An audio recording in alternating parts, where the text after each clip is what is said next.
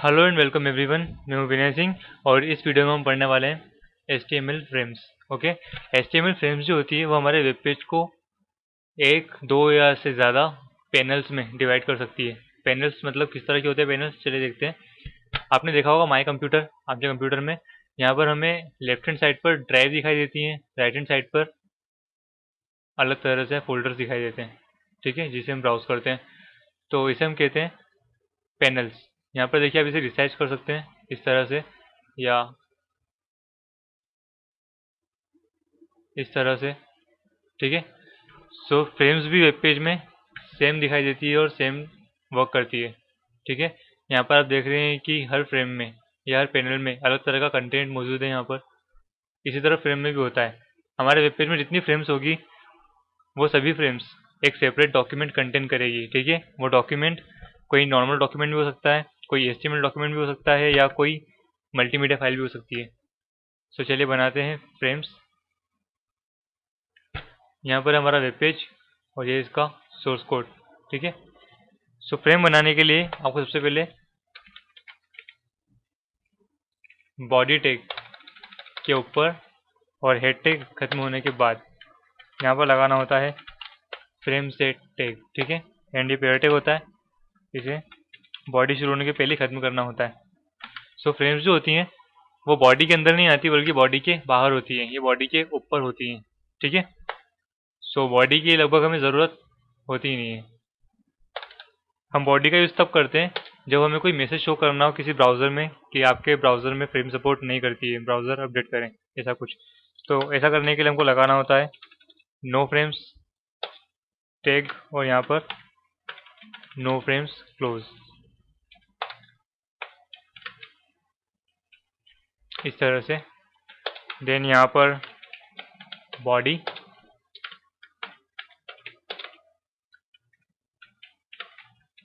Then यहाँ हम एक पैराग्राफ क्रिएट करेंगे इस तरह और यहाँ मैसेज लिख देंगे your browser is not frame supported.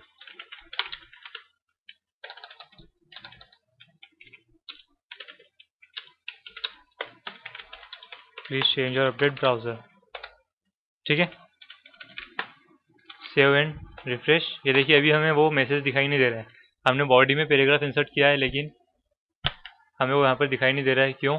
क्योंकि हमारा जो ब्राउज़र है वो फ्रेम सपोर्टेड है और हमने यहाँ पर लगाया नो फ्रेम्स, मतलब अगर फ्रेम सपोर्टेड ना हो ब्राउज़र में तो बॉडी प्ले होगी, मतलब बॉडी वहाँ पर रन होगी, ठीक है। Then frame set. Frame set के अंदर हम फ्रेम्स इंसर्ट करते हैं। सो ऐसा भी हम कह सकते हैं कि जितने फ्रेम होते हैं हमारे वेब पेज में उनके सेट को हम कहते हैं फ्रेम सेट, ठीक है। The collection of frame is called frame set.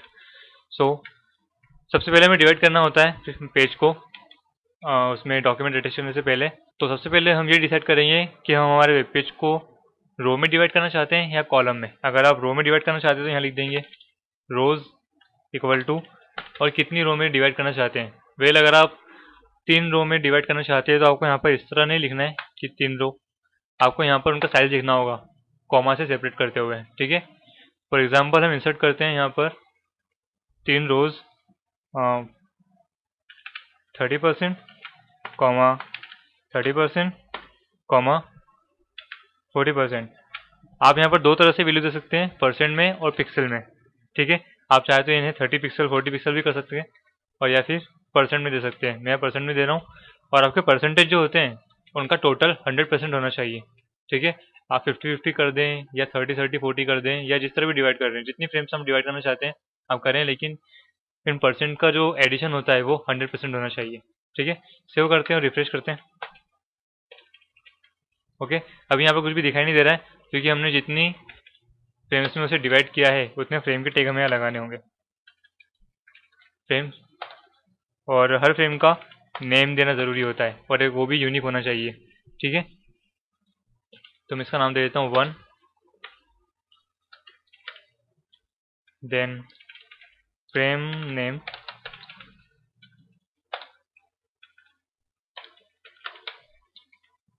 To, और इसी तरह तीसरी फ्रेम नेम 3, ठीक है, सेव करते हैं, रिफ्रेश, ये देखिए। ओके, सो यहाँ पर हमें दिखाई दे रही है 3 फ्रेम्स, 30%, 30% और लास्ट 40%। इसी तरह अगर आप इन्हें कॉलम में डिवाइड करना चाहते हैं तो आपको रोज की बजाय यहाँ पर लिखना होगा COLS कॉल्स 7, रिफ्रेश, और ये देखिए जो पहले हॉरिजॉन्टली डिवाइड पेज था वो वर्टिकली डिवाइड हो चुका है। ठीक है, 30%, 30% एंड 40%। इसी तरह आप इसे 2 में भी कर सकते हैं, 50%, 50%, और इसे हटा देंगे। आप जितनी फ्रेम्स बना रहे हैं उनके साइज को कॉमा से सेपरेट करना होगा आपको। ठीक है, एंड एक टाइम हम यहाँ से हटा देते हैं, 7, रिफ्रेश।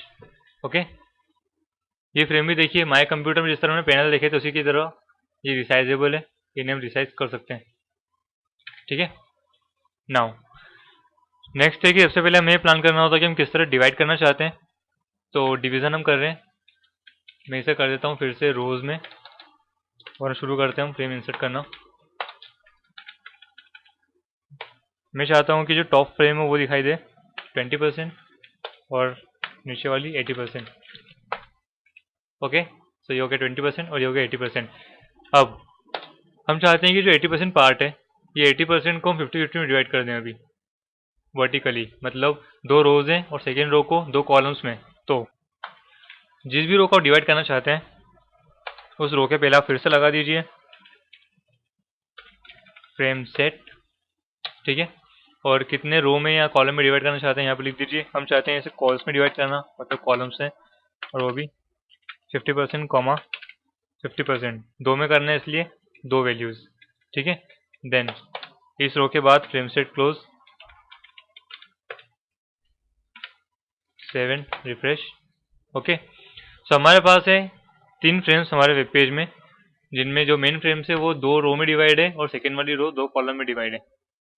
ठीक है, अब जैसा कि मैंने कहा था शुरुआत में कि हर फ्रेम जो होती है वो एक पर्सनल सेपरेट कंटेंट करती है। तो वो कंटेंट जो है वो कोई सेपरेट वेब पेज भी हो सकता है या कोई JPG फाइल या कोई मल्टीमीडिया फाइल। ठीक है, सो मेरे पास 3 वेब पेजेस हैं इंडेक्स के अलावा, नेव, टेबल और हेडर, जिस तरह दिखाई दे रहे हैं। हेडर मैंने इसमें टेबल इंसर्ट की है जो हमने पढ़ी थी वीडियोस में। देन नेव, इसमें मैंने कुछ भी नहीं लिखा, केवल लेफ्ट नेविगेशन लिखा है जिसे हम इंसर्ट करेंगे यहाँ पर। एंड टेबल, इसे हमने बनाया था नेस्टेड टेबल में। ठीक है, सो इंसर्ट करने के लिए सबसे पहले हमें चाहिए टॉप फ्रेम में हेडर। सो यहाँ पर आप लिखेंगे src सोर्स और उसका सोर्स मेरे पास वो यहीं पर है इंडेक्स के साथ header.html। सो यहाँ पर header.html। ठीक है, सेव। नाउ हमारे पास है 2 कॉलम्स, 2 कॉलम्स के लिए हमें 2 फ्रेम टैग भी चाहिए होंगे। इसका नाम मैं रख देता हूँ लेफ्ट और इसका राइट। ठीक है, फ्रेम के नाम होना और नाम यूनिक होना बहुत ज़रूरी होते हैं। ठीक है, और फ्रेम के सोर्स होना, ये 2 चीज़ें बहुत ज़रूरी होती हैं। अब सोर्स, यह है लेफ्ट वाला, तो मैं यहाँ पर चाहता हूँ कि जो नेविगेशन है nav.html लेफ्ट नेविगेशन के लिए यहाँ पर इंसर्ट हो। सो nav.html, save. And now right hand side पर मेन कंटेंट में हमें दिखाई देना चाहिए table.html। मेन कंटेंट मतलब ये जो एरिया है यहाँ पर। ठीक है, सो इसका नाम है table.html। src इस फ्रेम का सोर्स है table.html। 7, रिफ्रेश, और ये देखिए यहाँ पर हमें दिखाई दे रहा है हेडर, यहाँ पर नेविगेशन और यहाँ पर मेन कंटेंट जो है टेबल।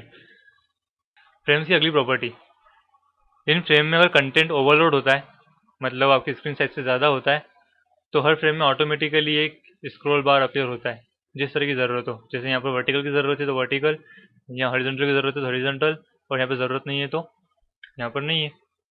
ठीक है, देन आप इनको रिसाइज भी कर सकते हो इस तरह से, जैसा आप चाहें।